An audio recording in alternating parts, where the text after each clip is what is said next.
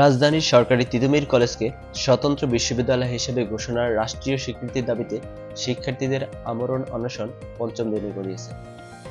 এবার বাঁশ দিয়ে তিতুমীর কলেজের সামনের দুই পাশের রাস্তা আটকে দিয়েছে শিক্ষার্থীরা। আজ বেলা 12টার দিকে রাস্তা আটকে দেয় শিক্ষার্থীরা।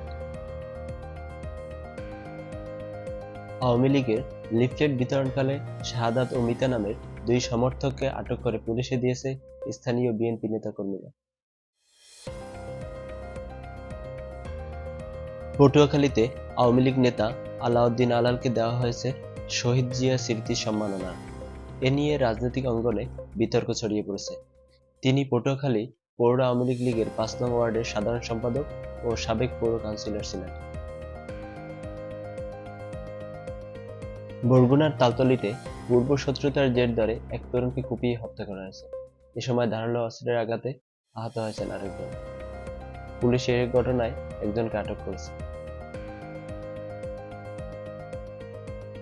ময়মনসিংহে বৈষম্য বিরোধী ছাত্র আন্দোলনের নবগঠিত কমিটি থেকে ছাত্রদলের ৬ কর্মী পদত্যাগ করেছেন।